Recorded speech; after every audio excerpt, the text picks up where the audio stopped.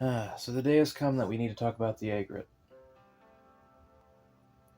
Well, let's go ahead and just get into it. Well, let's go ahead and start with how to get a hold of this thing. I hope you brought a pen and paper because there's quite a lot. Granted, if you're new, honestly, just don't bother trying to farm it. It'll happen when it happens.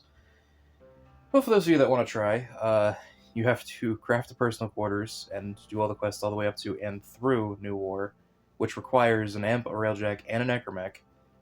You have to run through Veilbreaker to get that done, and then you can run calls missions to get the materials you need to give to Chipper in order to even get the Aegrit. Is it worth all that?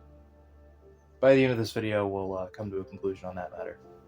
To be honest, crafting this thing isn't all that bad. Still not fun, though. It requires 20,000 credits, 8,500 alloy plate, 12,500 ferrite, 2,200 kuva, and 2 morphics.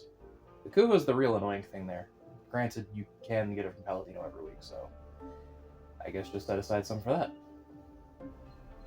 Base stats on the Aegrit are 2 fire rate, 2 magazine size, a reload of 1.3 seconds, very high accuracy, active trigger, which is the thing where you have to detonate it after you throw it, silent, punch through is flat out unavailable on it, Riven disposition of 3, 37% crit chance, 1.9 times crit damage, 19% status chance, 4.5 impact, 1.8 puncture, and 2.7 slash for a total of 9 damage. The radial attack, which is the thing you really got to worry about here. Same crit stats and status stats as before, but it has a range of 9 meters and 797 blast damage with a fall off of 70%. As for my build, well, I went the Enervate route, so I have access to red crits. You can get over 100% crit chance with just regular mods on this, no problem. So that's noteworthy, but it's still not terrific damage if I'm being honest. But anyways, Enervate's great, especially for splash weapons, and I highly recommend checking it out with AoE weapons in general, because it interacts in a very interesting way, where the blast itself counts towards Enervate, so if you can time it right, you can actually get way more red crits than you're supposed to, which is awesome. I went with gas and magnetic for my statuses, because, well, magnetic's real easy these days because of magnetic might, but gas helps, in all honesty, particularly with it, working with other things. For example, Wisps, Breach Surge, and all that, which I'll showcase after this, but yeah, all in all, damage is okay with my build. I wouldn't be surprised if you could do better, but this is the best I could do with it.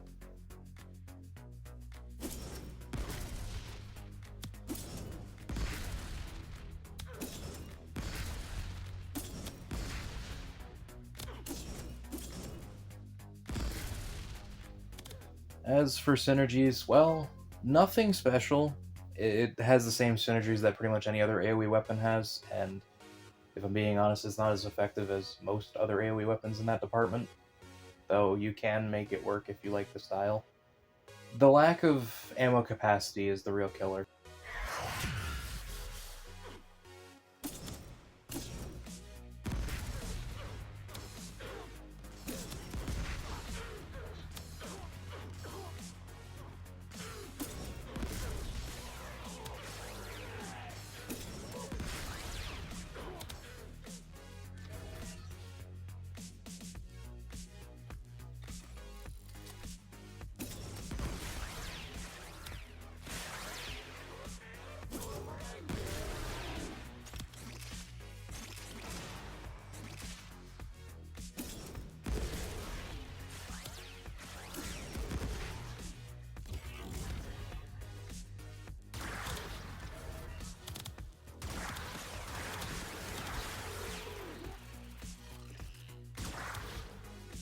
Now, it does only have 3 disposition, like I mentioned earlier, which usually is one that I wouldn't bother with it on, but I will say I wouldn't be mad about putting a ribbon on this, mainly because of the fact that it really could use the help. So closing thoughts on the Aegrit. Well, my biggest gripe with it is how late you get it. It's not necessarily a bad weapon if you could get it earlier, because you can get to over 100% crit chance with just regular mods, like no fancy ones that increase the crits based on headshots or whatever. But anyways, it's considering the fact that you have to complete, at this current juncture, I would say somewhere between 75 and 85% of the game to get to it is a little silly, like as far as story goes. I know that give it a couple years, that won't be the case, but still, with where you get it, it's just not worth the time and effort it takes to get this thing. And it doesn't help that we got the Incarnants shortly after. I mean, I say shortly after, but it was still like a year, I believe, after Veilbreaker that we got the first Incarnate adapters. But we also did have access to the Fenmore and the Felarks and all that pretty close to Veilbreaker. I honestly can't remember if Angels of Zerman came before or after Veilbreaker, but point is it's close enough to where that would have been an issue anyway. And I know that none of those were particularly meant to be like grenade weapons, but they still did AoE pretty well in a couple cases. But anyways, my point is this is doing the job of an AoE weapon, and it's not doing it very well.